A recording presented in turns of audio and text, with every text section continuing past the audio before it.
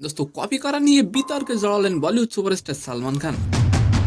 তাও আবার ঢালিউড সুপারস্টার সাকিব খানকে কপি করার অভিযোগ উঠেছে ভাইজান সালমান খানের বিরুদ্ধে। এন্ড সেকেন্ড নিউজটি থাকবে দোস্ত, সাভারে বিকেএসপিতে ম্যাচ খেলতে নেমে অসুস্থ হয়ে পড়েন তামিম ইকবাল।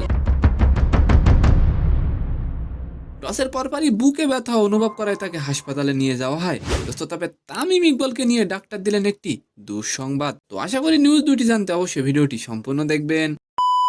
বাংলাদেশি সিনেমায় বলিউডের সিনেমা থেকে শুরু করে নায়ক নায়িকাদের পোশাক ও চালচলনের কপি করে চলাটা বেশ পুরনো দোস্ত, কিন্তু এবার ঘটনা ঘটেছে উল্টো।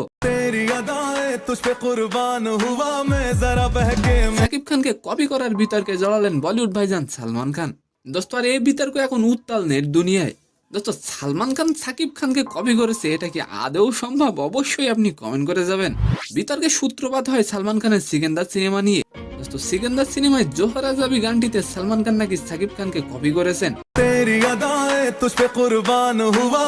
2023 সালে সাকিবের প্রিয়তমার কুরবানি গানের সাকিবের লুক, ডান্স, এস্টুবো নাকি হুবহু নকল করেছেন ভাইজান সালমান দোস্ত। আর এবার আলোচনা করব তামিম ইকবালকে নিয়ে। ঢাকা প্রিমিয়ার লিগের ম্যাচ খেলতে যেয়ে হঠাৎই অসুস্থ হয়ে পড়েন তামিম। টসের পরপরই তামিমের বুকে ব্যথা শুরু হলে তাকে হাসপাতালে ভর্তি করা হয় দোস্ত। এনজিওগ্রাম করে হার্টে রিং পরানো হয়েছে তামিম ইকবালের। বর্তমানে তিনি হাসপাতালে নিবিড় পর্যবেক্ষণে রয়েছেন।